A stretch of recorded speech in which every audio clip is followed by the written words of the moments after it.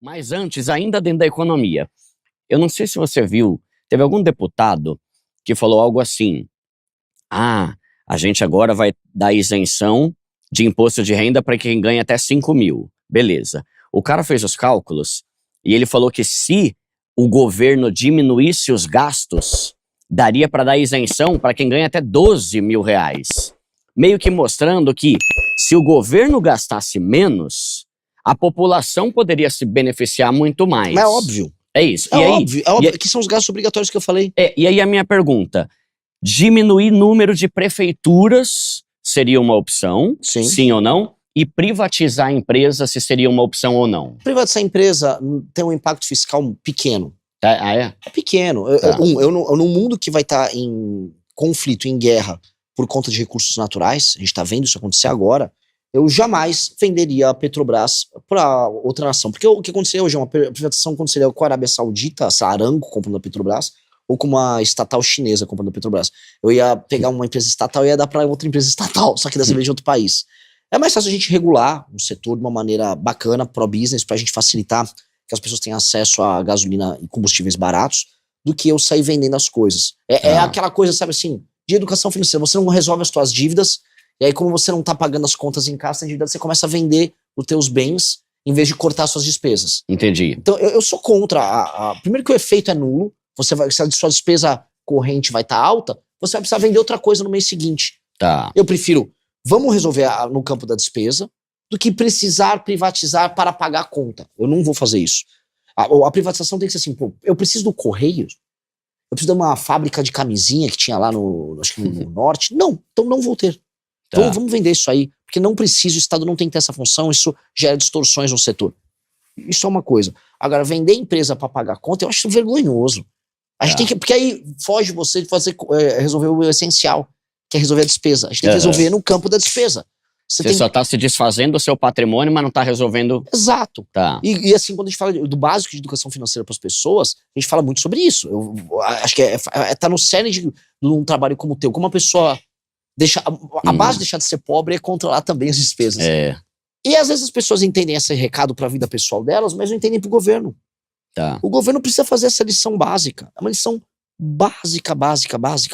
Com essa lição básica, aí a gente faz todo o resto. E sim, de fato, se a gente controla as despesas, nós não precisamos ter as alíquotas de imposto alta que nós temos. Tá. O brasileiro paga muito imposto. Mas o brasileiro é um país pobre. Então a gente está num ponto que é único no mundo, que a gente paga impostos tal qual um país rico e tem serviços tal qual um país pobre. É isso que mata, né? É a pior posição do mundo. É, porque eu já vi esse tipo de comparação, né? Pô, mas lá na Suécia tem mais imposto que aqui. Mas tudo bem, mas vai viver na Suécia pra você ver como que é, né? Pô, assim, eu falo um pouco de sueco, eu conheço bem a Suécia. É mesmo? Você fala sueco? Jag pratar lite svenska. Eu também acho. Caramba. O cara é nojento, hein, meu? Nojento, homem, meu. A Moca venceu, hein? A Moca E aí, assim, um paisaço. É um país que tá em outra situação. A Suécia é um país que arrecada muito com o Spotify. Sabe, uma antiga startup de música que resolve um problema sobre financiamento de música e tal, se torna um dos maiores aplicativos do mundo, sueco. A Suécia tá nesse nível em termos de capitalismo. A gente tá aqui com as pessoas morando em cidades que elas vivem de Bolsa Família. 40% dos domicílios no Nordeste dependem do Bolsa Família. Não estamos na Suécia. Então quando vem um filho da... comparar com Suécia... Ou com Inglaterra. Não, porque olha só, vamos discutir 6-1. Porque na Inglaterra... Que Inglaterra, brother! A gente concorre male com o Vietnã. Botsuana passou a renda per capita do Brasil. Só que o Brasil é um país tão desigual que há uma pequena elite de pessoas que não são pobres, vamos colocar nesses termos, porque quando compara com o primeiro mundo são pobres. Essa pequena elite quer viver o debate público como se estivesse num país de primeiro mundo, especialmente as de esquerda. Não, porque agora os direitos trans estão sendo discutidos nos... Brother, você vive num buraco, não tem saneamento básico aqui.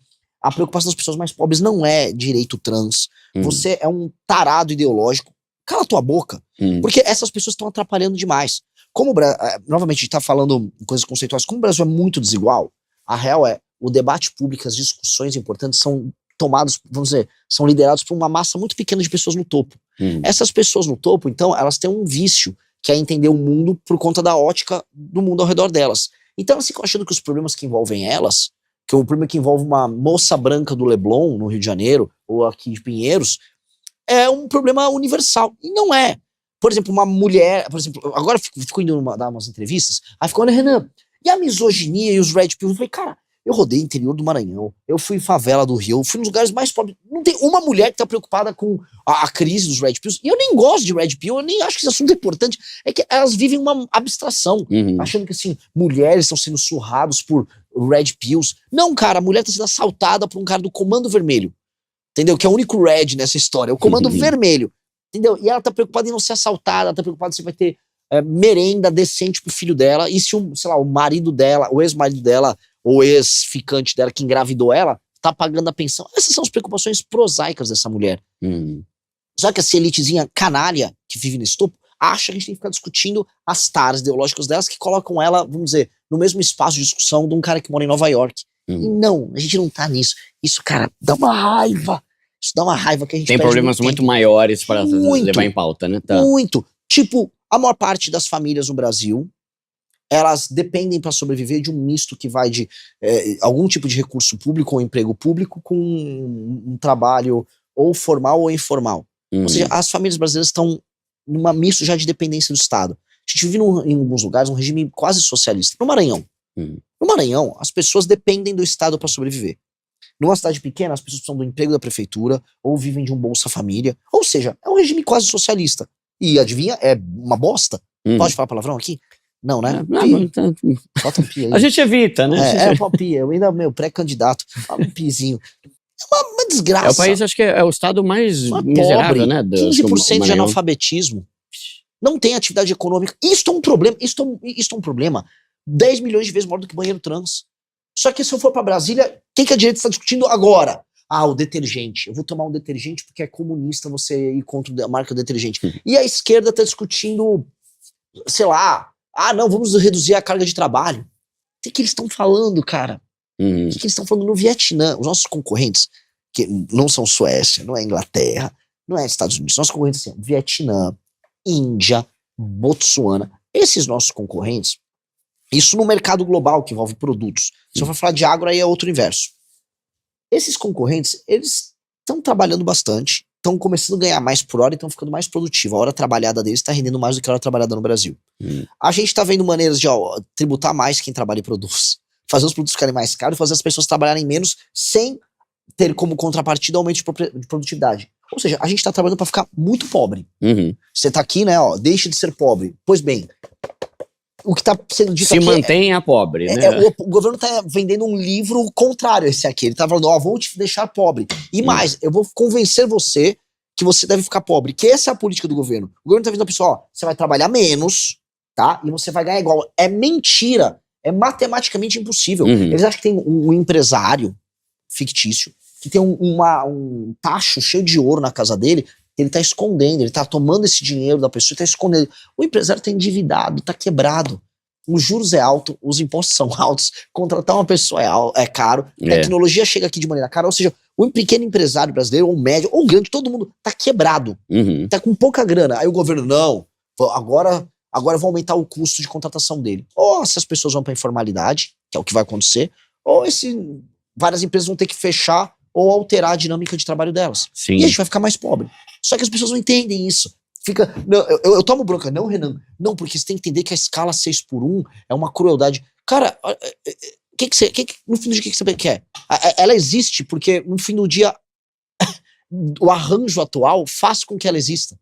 Se as pessoas tivessem a oportunidade de ganhar mais trabalhando menos, haveria essa oferta desses empregos. É o natural, como há em vários setores. Não há nesses setores por alguma razão, porque tem uma disponibilidade de mão de obra, porque tem uma necessidade do mercado de trabalho, porque as leis, e essa é a parte principal, as leis trabalhistas engessam muitas contratações. E é interessante, porque esse discurso, às vezes eles pegam, tipo assim, o cara que é ultra bilionário, como se ele fosse um reflexo da realidade de todo empreendedor do Brasil.